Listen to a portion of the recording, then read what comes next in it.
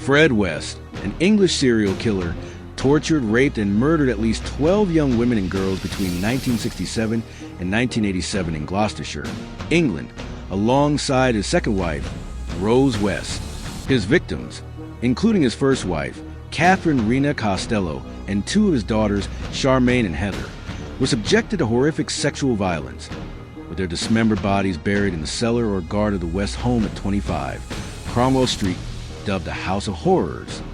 In this documentary, we'll delve into Fred's crimes through the lens of psychology and psychoanalysis, uncovering the dark forces that drove him to such depravity.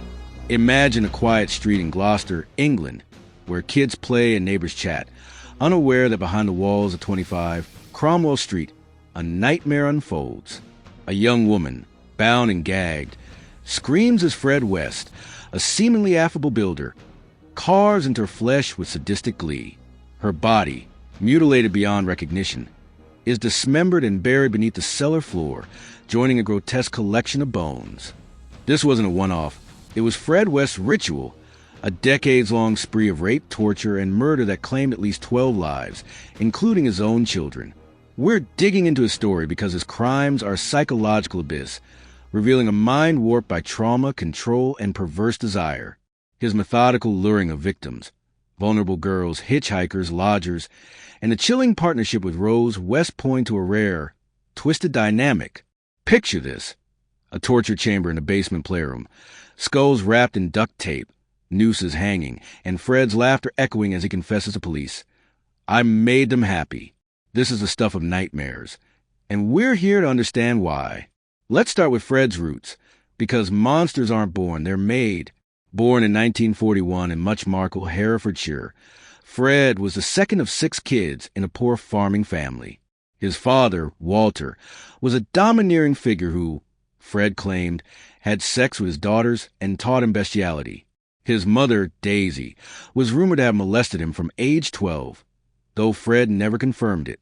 My dad said it was all right to do what I did with the animals, he told police, a chilling glimpse into a childhood steeped in abuse. Psychoanalytically, this screams developmental trauma. Early sexual abuse can shatter a child's sense of boundaries, wiring their brain for deviance. Fred's attachment style was likely disorganized, leaving him craving control to mask deep insecurity.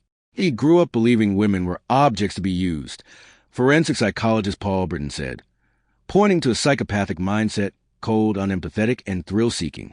Fred left school at 15 with the literacy of a 7-year-old, but showed skill as a farmhand and later a builder. A head injury at 17 from a fall may have damaged his frontal lobe, linked to impulse control and empathy, per a 2011 study on brain injury and violence. This injury, combined with his abusive upbringing, likely fueled his antisocial personality disorder, marked by a disregard for others' rights. By 19, he was convicted of molesting a 13-year-old girl, showing early signs of ephebophilia, an attraction at adolescence. His first marriage to Rena Costello in 1962, a Scottish woman pregnant with another man's child, Charmaine, was turbulent. They had a Marie, but Rena's strong personality clashed with Fred's need to dominate, per biographer Jeffrey Wansell. In 1967, he killed a McFall, an 18-year-old nanny pregnant with his child, dismembering her and her fetus, burying them in a field. Why did Fred kill? Psychologically, his murders were driven by sexual sadism disorder, deriving pleasure from others' pain. His victims, young women like Linda Goff, Carolyn Cooper, Lucy Partington, and others, were lured with promises of jobs or shelter, often as nannies or lodgers. He'd offer them a ride or a job, then trap them, Wansell wrote. His choice of vulnerable women, hitchhikers, runaways, or lodgers reflects a predatory mindset, targeting those least likely to be missed. Psychoanalytically, Freud's death drive fits. Fred's urge to destroy was a twisted outlet for repressed rage, possibly from his mother's abuse. His partnership with Rose, whom he met in 1969 when she was 15, amplified this. Rose, also abused by her father, shared Fred's sadistic urges, creating a folie à deux, a shared psychotic disorder where two people feed each other's delusions. The murders were grotesque.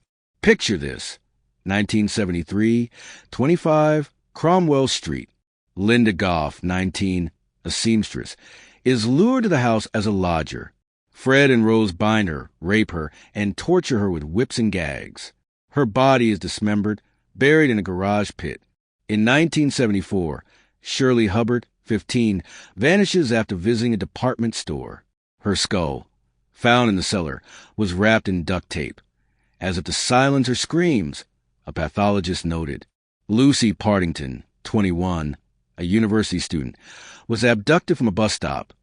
Her remains showed signs of prolonged torture. Nooses, bindings, and dismemberment were their signature. Investigator Jay said. The West's own children weren't spared. Charmaine, 8, was killed by Rose in 1971, while Fred was in prison, her body hidden under a window. Heather, 16, their daughter, was raped and murdered in 1987 after threatening to expose the abuse.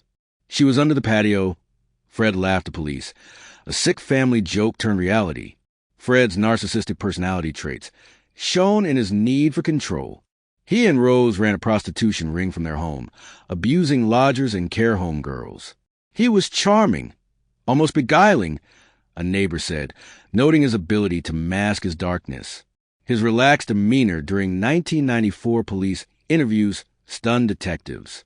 He was indifferent to the torture and murder, psychologist Paul Britton observed, suggesting Fred's long history of killing desensitized him. This aligns with psychopathy, a lack of remorse, coupled with a need for stimulation. His home videos, showing him abusing his daughters, point to a sadistic personality where power and pain were intertwined. Jung's shadow self applies here. Fred's public charm hid a monstrous inner darkness, unleashed in a playroom basement. Why these victims? Young women and girls were objects of his sexual fixation, easy to manipulate. He targeted the vulnerable, runaways, lodgers, kids in care, Wansell said. Psychoanalytically, they may have symbolized as mother or sisters, figures of both desire and rage from his abusive past. His methods, rape, bondage, mutilation, were rituals of dominance, reinforcing his godlike control. The dismemberment, per profiler John Douglas, was a way to erase their identity, ensuring they'd never challenge him.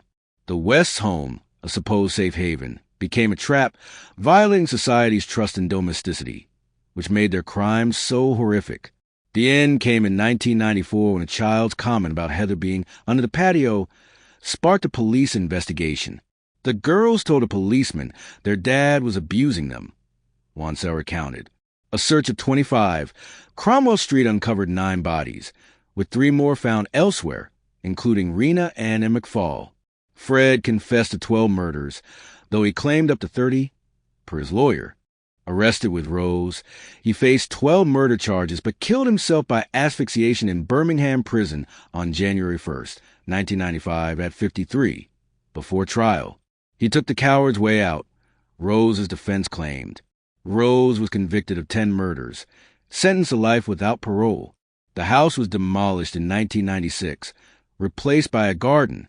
Philosophically, Fred's life reflects Sartre's bad faith, living a lie to avoid responsibility. He chose to embrace his darkest impulses, denying his victims humanity to affirm his power. His suicide was less remorse than escape, a final act of control to avoid justice. He was a ghost in his own life, a detective said, leaving only pain. As you sit there, heart pounding, picture the cellar's darkness, the screams muffled by tape, and ask, what turns a man into a monster? Fred West's story is a warning. Evil can hide behind a smile in a house just like yours.